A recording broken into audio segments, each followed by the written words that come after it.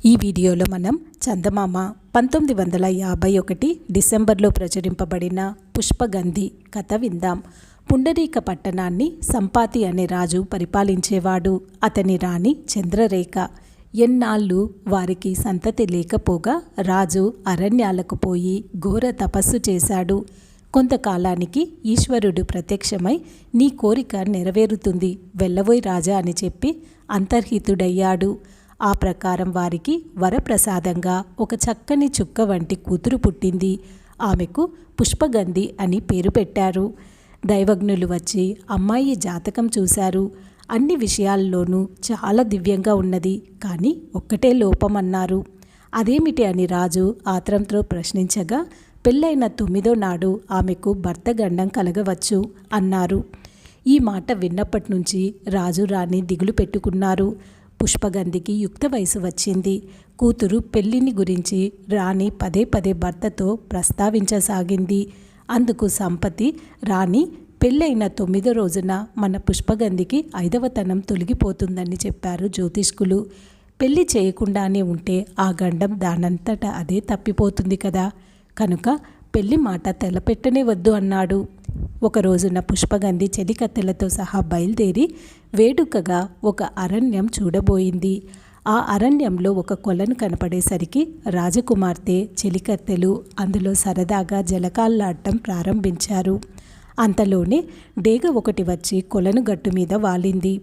అది దగ్గరగా రావటం చూసి రాజపుత్రి దానిని పట్టుకోబోయింది. ఆమె పిట్టను పట్టుకోబోతూ ఉండగా ఆ డేగను వదిలిన రాజకుమారుడు రత్నమండనుడు అక్కడికి వచ్చాడు. డేగను వెదుక వచ్చిన అతడు ఆమె సౌందర్యాతిశయాలకు పరవశుడయ్యాడు.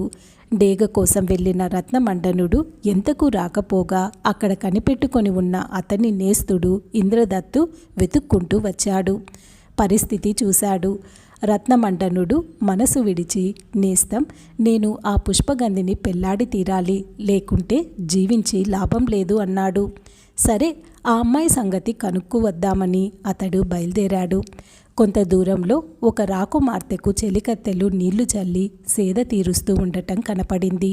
ఆ అమ్మాయి ఎందుకు మూర్ఛపోయిందని ఇంద్రదత్తు అడిగేసరికి వారు, ఏం చెప్పమంటావు నాయన, ఆ అడవిలో కొలను గట్టున ఒక రాజకుమారుణ్ణి చూపించి అతడే నా భర్త అని పట్టుపట్టి కూర్చుంది అని చెప్పారు.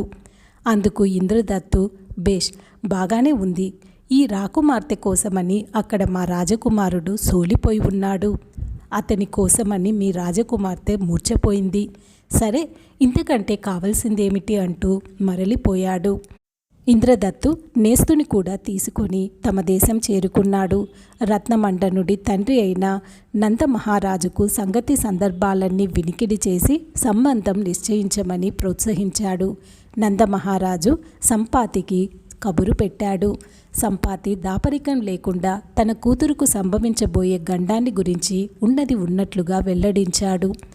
నందమహారాజు కొడుకుతో ఈ సంగతి చెప్పి ఈ పెళ్లి మానిపించుదామని ప్రయత్నించాడు. కానీ వద్దన్న కొద్దీ రత్నమండనుడు భీష్మించసాగాడు. చేసేది లేక నందమహారాజు అంగీకరించాడు. అతి వైభవంగా వివాహం జరిగింది. రత్నమండనుడు పుష్పగంధిని వెంటబెట్టుకొని రత్నపురికి వెళ్ళాడు. పెళ్ళైన తరువాత 8 రోజులు ఇట్టే గడిచినాయి. 9వ నాడు రాత్రి షికారుకు పోయి వస్తున్నాడు రత్నమండనుడు. ఆ చీకటిలో అతడు ఇంటికి మరలిపోతూ ఉండగా ఎవరో అతనిని పేరు పెట్టి పిలిచినట్లయింది. ఆ కేక వచ్చిన చెట్టు వైపు గిరుక్కున తిరిగి చూసేసరికి ఒక భయంకరమైన విగ్రహం అగుపించింది. పొడవు కోరలు, కోరమీసాలు, బాణకడుపు ఇలాంటి లక్షణాలు కల బ్రహ్మరాక్షసుడు వాడు. ఆకలి వేస్తుంది, రా రా మింగేస్తానంటూ గర్జించాడు ఆ రాక్షసుడు. అప్పుడు జ్ఞాపకం వచ్చింది రత్నమండనుడికి పుష్పగంధి జాతకంలో భర్త గండమున్న సంగతి. ఓహో, ఇదే కామోలు జ్యోతిష్కులు చెప్పిన గండం. ఏమో అనుకొని ఉపేక్ష చేశాను, కానీ వారి వాక్కు వృధా కాలేదే. కానీ ఏం చేస్తాం అనుకున్నాడు. ధైర్యంతో రాక్షసుని ఎదుటికి వెళ్ళి, అయ్యా, ఇదిగో వచ్చాను, నన్ను మింగివేసి నీవు ఆకలి తీర్చుకోవచ్చు. పుట్టిన ప్రతి జీవుడు గిట్టవలసిందే. రోగాలతో రొచ్చులతో చచ్చే కంటే నీ వంటి రాక్షస ప్రభువుకి ఎర కావటంలోనే పుణ్యము పురుషార్థము ఉన్నది. అయితే ఒక మనవి, నువ్వు నన్ను ఆకస్మికంగా పట్టేశావు. ఈ మట్టున కబలిచ్చి వేస్తావంటే నన్ను కన్న తల్లిదండ్రులు, కట్టుకున్న భార్యకు ద్రోహం చేసిన వాడినవుతాను. కనుక 1 గంట సేపు నన్ను వదులు, నా వాళ్లతో చెప్పేసి వస్తా. ఇదే నా తుది కోరిక అన్నాడు రత్నమండనుడు. సహజంగా పాషాణుడే అయినప్పటికీ ఆ రాక్షసుడి హృదయం కరిగిపోయింది. ఏమి అంటే రత్నమండనుడు చెప్పిన మాటలు ఎంతో సబబుగా ఉన్నాయి. అయినా ఆటంకం కల్పించుదామని రాక్షసుడు ఒక మాట అన్నాడు. అబ్బాయి, ఏదో చాలా నిజాయితీగా మాట్లాడుతున్నావు, బాగానే ఉంది. కానీ ఇంటికి వెళ్తే మరలి రావటం నీ వశం కాదు సుమా. ఇలా చాలామంది చెప్పి తప్పించుకుపోతూ ఉంటారు. మాట నిలుపుకున్న వాళ్ళు తక్కువ అని హెచ్చరించాడు. అందుకు రత్నమండనుడు, అయ్యా, నీకు సందేహం ఎందుకు? ఒకవేళ నేను ఈ తూరి తప్పించుకున్నానే అనుకో, మళ్ళీ నీ కంట కనపడకుండా ఎక్కడికి పోగలను? మోసం చేసి నెగ్గగలనా అని ఎదురు ప్రశ్న వేశాడు. రాక్షసుడు పకపక నవ్వి, సరే, నువ్వు పోయి రారా, కానీ ఒక ఒట్టు వేసుకోవాలి. భిక్షకు వచ్చిన అతిథిని తిరస్కరించిన వాళ్ళు ఏ పాపం పొందుతారో, మాట తప్పిపోయిన పక్షమందు అటువంటి పాతకమే నన్ను చుట్టుకొన్నుగాక అని. అలాగే ఒట్టు వేసుకొని రత్నమండనుడు బయలుదేరాడు. ఇల్లు చేరుకున్నాడు. సంగతి సందర్భాలు తల్లిదండ్రులతో చెప్పాడు. వారు బంధుమిత్రులందరూ గగ్గోలు చేస్తూ అతనిని వెళ్ళవద్దని పట్టుపట్టారు. మాట తప్పలేనన్నాడు రత్నమండనుడు. చివరకు పుష్పగంధి వద్దకు వచ్చి తన సమాచారం చెప్పాడు. బుద్ధిశాలిని అయిన పుష్పగంధి వివరాలన్నీ తెలుసుకున్నది. తక్కిన అందరిలాగా భర్తను నిరుత్సాహపరచలేదు. అతి ధైర్యంతోనూ సంతోషంతోనూ భర్తతో, మీరు మాట తప్పని మానధనులు, పోయి రండి, జయం అవుతుంది అన్నది. ఆ మాటలకు అందరూ ఆశ్చర్యపోయారు. పుష్పగంధి మాటలకు రత్నమండనుడు ఆనందపరవశుడయ్యాడు. ఈ జీవితంలో తనేదో ఒక గొప్ప కార్యం నెరవేరుస్తున్నట్లు తృప్తిపడ్డాడు. చెప్పిన గడువుకి సరిగ్గా రాక్షసుడి ఎదుట ప్రత్యక్షమైనాడు. స్వామి, వచ్చాను, ఆకలి తీర్చుకో అన్నాడు రత్నమండనుడు. చెట్టు మీద నుంచి రాక్షసుడు దిగివచ్చి రత్నమండనుణ్ణి పట్టుకున్నాడు. అంతలోనే భిక్షాం దేహి అన్న మాటలు వినపడినాయి. తిరిగి చూశాడు. ఆ భిక్ష కోరినదెవరు?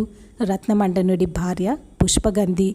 అంత ఆకలితో ఉన్నప్పటికీ రాక్షసుడు, అమ్మ, ఏమి భిక్ష కావాలి నీకు అని అడిగాడు. పతి భిక్ష అన్నది ఆమె ఎంతో వినయంగా. రాక్షసుడు అదృశ్యమైపోయి ఆ చోటున ఒక దివ్య సుందరుడైన గంధర్వుడు కనిపించాడు. అతడు రత్నమండనుడితో, ఓయి రాజపుత్రుడా, నీ భార్యకు భర్తగండం తప్పింది, మీ కష్టాలు గట్టెక్కినాయి. ఆమె నీకు తగిన భార్య, కుశాగ్ర బుద్ధి. నీవు చెప్పిన మాటల వల్లనే అతిథి పూజలో నాకు దీక్ష కలదని ఆమె గ్రహించింది. నీ చేత నేను వేయించిన ఒట్టు నాకే వర్తించేటట్లు చేసి పతిభిక్ష పొందింది. నేను పాపం చేసిన ఒక గంధర్వుడను. శాపవశాన ఈ రాక్షస జన్మ ఎత్తవలసి వచ్చింది.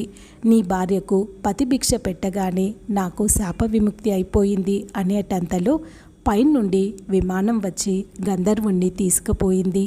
నూతన దంపతులు ఇల్లు చేరుకొని ఆనందంగా ఉంటున్నారు.